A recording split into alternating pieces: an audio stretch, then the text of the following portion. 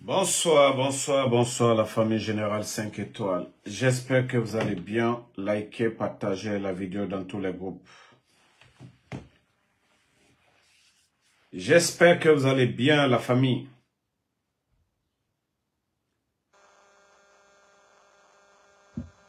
Il y a 2 jours de cela, il y a plus de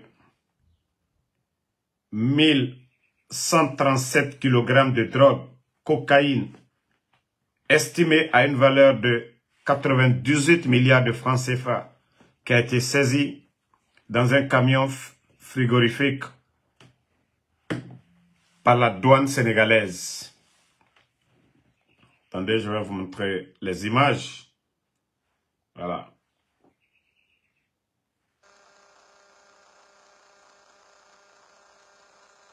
Attendez, vous allez voir les images. Incroyable. Vous voyez les images. Le camion en question, quantité de drogue saisie. Voilà.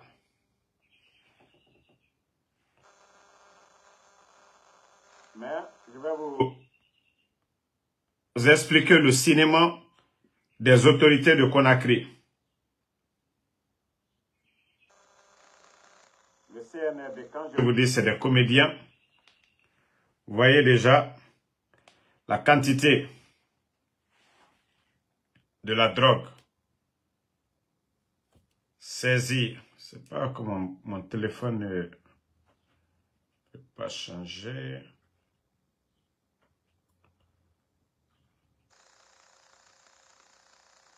Position, 1 minute la famille.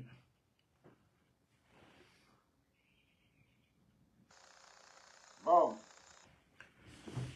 Plus de 1000 kg de cocaïne saisie au Sénégal. Vous savez, la méthode, ça passe à Conakry. Ils vont juste du côté du Mali. Vous savez, le Mali, la Guinée, c'est l'amitié, c'est la confiance. Mais la douane sénégalaise, l'agence de lutte contre la drogue, là-bas, ils ont compris le mécanisme. Dans ces 2 jours, on a entendu à Conakry qu'ils ont pris plus de 3 tonnes. Ils pensent que non, qu'ils peuvent distraire le monde entier, qu'ils peuvent distraire les Américains, les Européens. Il y a de cela 1 mois, je vous ai dit, sous le CNRD, quand ils venaient juste d'arriver, la douane guinéenne faisait très bien leur boulot parce qu'ils ont été assermentés. Mais lorsque le CNRD s'est vu malmené par la douane guinéenne, ils ont fait des remaniements, ils ont enlevé les patrons de la douane et les ont fait remplacer par des hommes que eux ils veulent. Incroyable. Qu'eux ils ont arrêté, ils ont saisi 3 tonnes. On ne voit pas la quantité. On ne voit pas les hommes qui sont derrière.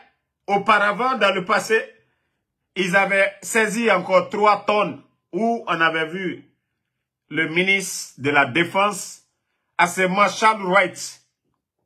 Charles Wright était là. Que c'est pratique, c'est fini. On ne va plus voir ça en Guinée. Mais je vais dire au CNRD, voici l'une des raisons du coup d'État. C'est-à-dire, j'ai dit aux Guinéens, mais les gens n'ont pas compris. Avant le coup d'État, l'atmosphère, c'était quoi? Moussa Moïse, aujourd'hui, qui est ministre, à ce moment, il était dans la radio. À ce moment, attendez, il y a un maudit ici, la cause de Traoré. Attends, je vais bannir cet imbécile là. Alors, danga deumba, faut y en a là, na page kokayano. Donc, Moussa Moïse était à la radio. Il était inspecteur Colombo. Les têtes dans l'affaire de drogue étaient connues. Mais Moussa Moïse n'est jamais sorti pour nous dire quels sont les gourous, les patrons de la drogue en Guinée. Moussa Moïse ne l'a pas fait. Aujourd'hui, aucun média, personne ne peut parler de ça. Si vous vous rappelez bien, Mohamed, qui était un film qu'on a nommé, je ne sais pas, diplomate quoi. Il avait touché ça, il avait dit la Guinée est devenue la plaque tournante de la drogue. Ça n'a pas duré, on a vu Mohamed, bouf, on a fermé sa bouche, on lui a donné une promotion. Il est devenu diplomate automatiquement. Et le CNRD, c'est ce que nous sommes en train de vivre. Il faut qu'ils arrêtent. Et je vous ai dit, c'est l'une des raisons du coup d'État. Parce que le président Alpha Condé déjà était informé de tous ceux qui étaient dans ce sale boulot. Voilà. De tous ceux qui étaient, voilà, dans le sale boulot, dans l'affaire de drogue. Regardez toujours, hein, des saisies records au Sénégal. Des saisies records au Sénégal.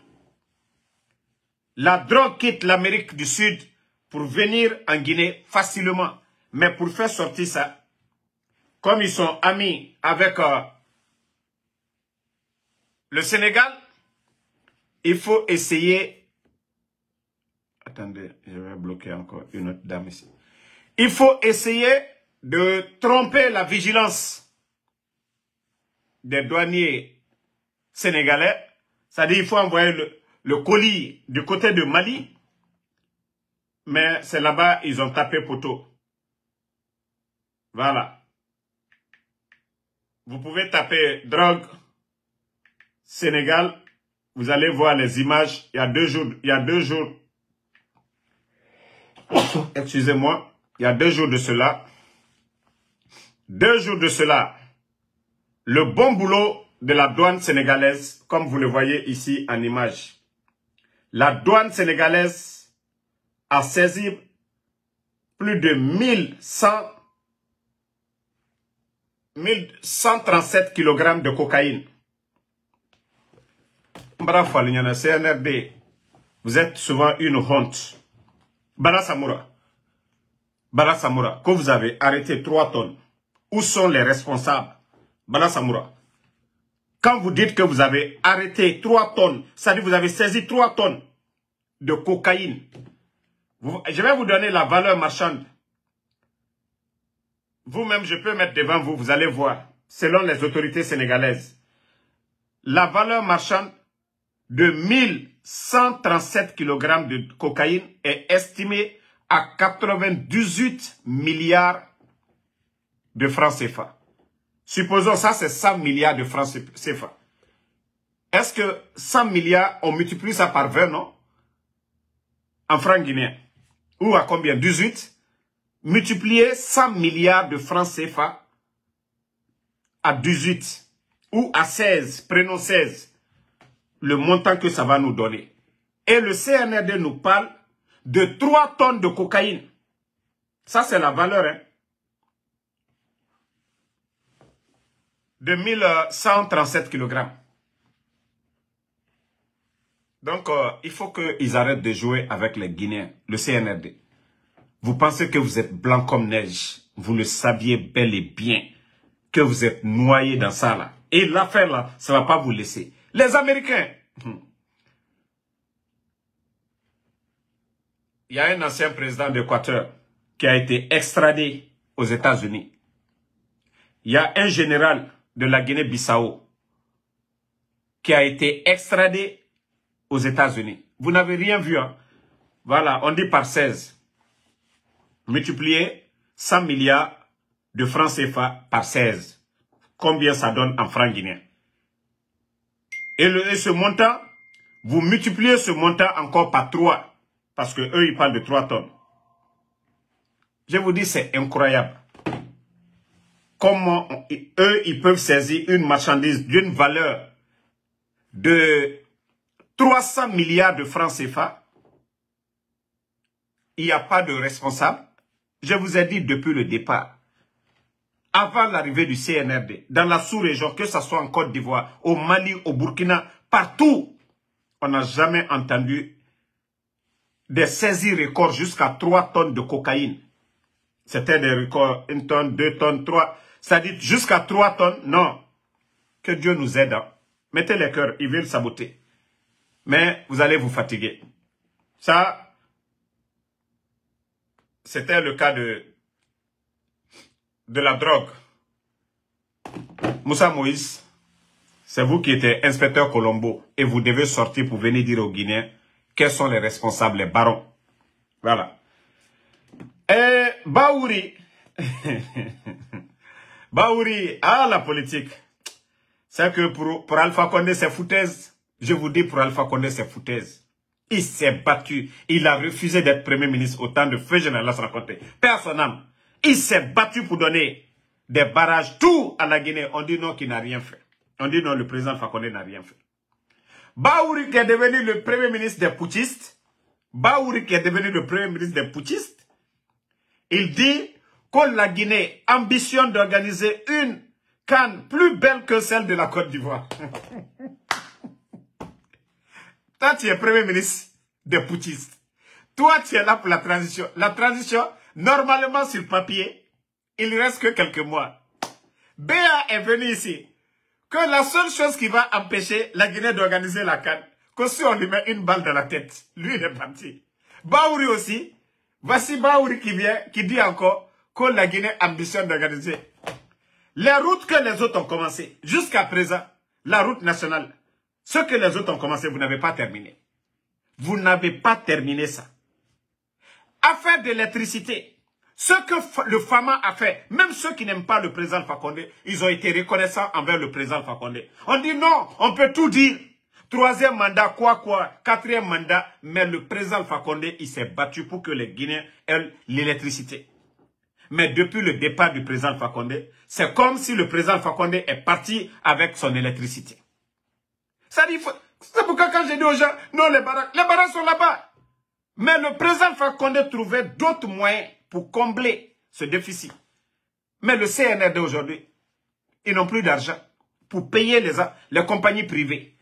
Ils ne peuvent pas les payer parce qu'ils ne savent pas gérer. Baouri, transition, il reste que quelques mois. Quelle ambition. Celui qui était le ministre des Sports, Béa, qu'est-ce qu'ils n'ont pas dit ici? Avec la CAN ou sans la CAN, qu'ils vont construire des stades. Ils ont construit combien de stades? Arrêtez de jouer. J'ai dit aux Guinéens, les 2 mois à venir, c'est là que vous allez sentir la galère. Vous entendez la galère. Vous touchez, ça dit, mais vous allez bien sentir la galère va rentrer dans vos corps les 2 mois à venir. Le CNRD, ils ont tout délapidé. C'est comme quelqu'un, je prends l'exemple sur moi. Je sors, je fais mon Uber, je fais 300 par jour. Ma dépense, c'est 95 $. Et 295 $. Donc, je vais épargner 15. Maintenant, si je me mets à dépenser le double de ce que je gagne, je vais vivre comment? C'est pas endetté. Le CNRD est venu trouver beaucoup d'argent. Demandez les anciens dignitaires. Eux, quand ils parlent de la CRIEF, le président Alpha Condé, avant les élections de 2020, demandez les gens. Tous les ministres, les comptes étaient gelés. C'est-à-dire les dépenses, le président Alpha Condé devait voir clair dedans. Demandez la campagne 2020. Si un ancien dignitaire avait reçu un montant, peut-être que les partenaires, les alliés du RPG, mais personne, leur compte était déjà gelé, ils n'ont reçu 5 francs de qui que ce soit. Donc, le président Alpha Condé avait fermé tous les tuyaux. L'argent était dans nos caisses. N'oubliez pas, la Guinée, nous avons connu Ebola, Covid, manifestation, crise politique, élection avec des fonds propres.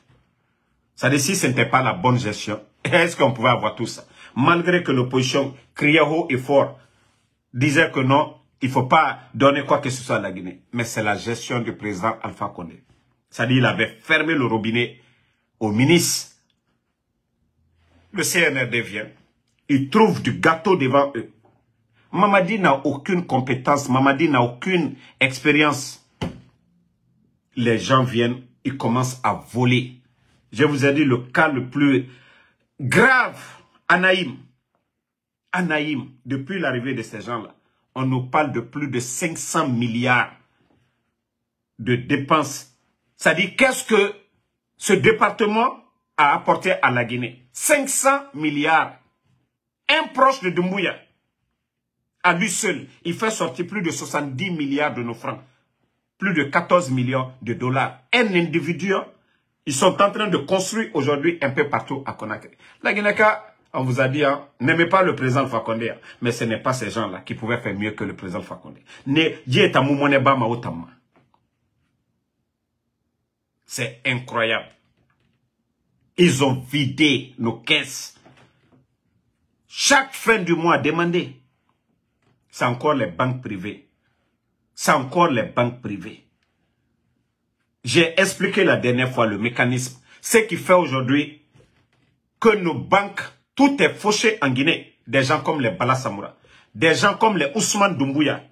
Ça dit, Anaïm dont je parlais là, c'est les Ousmane Doumbouya. Qui ont mis ces compagnies en faillite. Des vauriens, des vagabonds de grand chemin. Des vagabonds qui étaient couchés quelque part en Europe. Ils n'ont jamais travaillé à la mairie, même nettoyé. Ils n'ont jamais fait. Parce que Mamadi prend, c'est une connaissance. Ça dit confie régime. Kadjamana Kouno tient. Partout où il y a l'argent. Kadjamana Moumé Wari. Ils prennent l'argent, ils font sortir tout.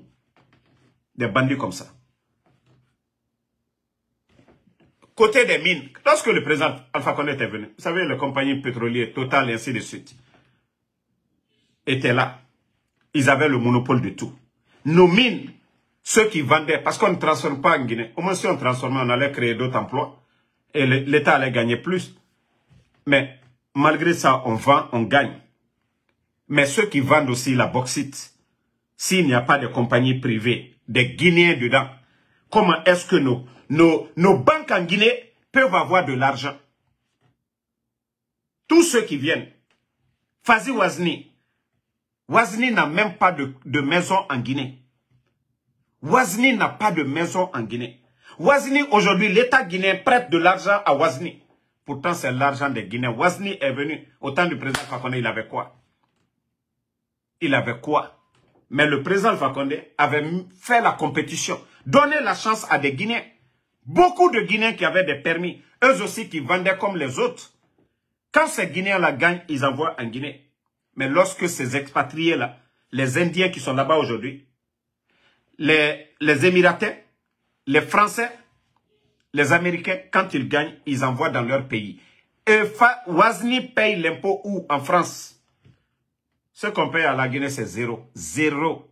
On nous dit les chiffres d'affaires de la bauxite de la Guinée. On nous parle de 40 milliards. Combien la Guinée gagne dans ça? Chiffre d'affaires annuel. Chiffre d'affaires annuel. 40 milliards de dollars. Et qu'est-ce que nous gagnons? Pourtant, c'est Mamadi qui prenait Alain Foka pour venir. Moi, je vous avais dit, c'était de la propagande. Oh, notre bauxite, depuis combien d'années? Depuis l'indépendance, on est en train de bâcler nos nanani, nanana. J'ai dit, voici des ignorants. Parler pour parler. Je vous ai dit, c'était de la démagogie. Mamadi, lui, il est au palais, il n'est pas au courant. Bala Samoura, aujourd'hui, qui a des camions dans les mines. Bala Samoura. On retire les titres des Guinéens. C'est-à-dire, on les prive, on laisse des Chinois qui ne viennent avec rien du tout. Des hindous. Parce que dans les bureaux, quand c'est complexé de Bala Samoura, des Amara, reçoivent ces gens, on les donne des billets verts, 100 000, 200 000. On les dit chaque fin du mois, on va vous donner ça. Pendant ce temps, on est en train de vider, de piller nos richesses. Regardez Dubaï. Malgré qu'ils ont des comptes aux États-Unis ici. Mais tous les directeurs, c'est-à-dire même un Français, tu pars à Dubaï, tu veux construire Sofitel, le directeur ou 51% des actions, ça doit être un Émiratais. Et c'est ce que le Fama, le président Alpha Condé, avait compris sans faire de bruit. Donner la chance à des Guinéens pour que nos richesses là restent à la maison. Ils n'ont pas compris. On est en train de piétiner ces Guinéens-là. Ils sont nombreux aujourd'hui. On les retire les permis. Ils sont complexés devant leurs frères. Pour eux, ils sont en train d'aider le pays. Quelqu'un qui vient prendre la marchandise de chez nous, il va vendre. Il vend et prend quelques intérêts, 15%, pour donner à l'État. Qu'est-ce qu'on va faire avec ça? Mais au moins, des Guinéens, si la majorité, si 75% de ceux qui vendaient la bauxite de la Guinée étaient des Guinéens, je vous jure, la Guinée ne serait pas ce qu'elle est aujourd'hui. Parce que nous dépendons de ça, de la richesse du sous-sol. Dieu nous a donné ça. Et si on n'arrive pas à faire comme les Émiratains, avec leur pétrole, la Libye, au temps de Kadhafi, comment il a nationalisé ça? Je crois que c'est Indonésie, de la manière dont la Guinée était. Mais regardez aujourd'hui le changement de l'Indonésie par rapport à la Guinée. Et c'est ce que leur président a fait. Les Chinois qui venaient là-bas, il les a dit de transformer. Et il a nationalisé. C'est devenu pour eux. La richesse est restée chez eux. Mais chez nous, on nous parle de 40 milliards de chiffre d'affaires. On ne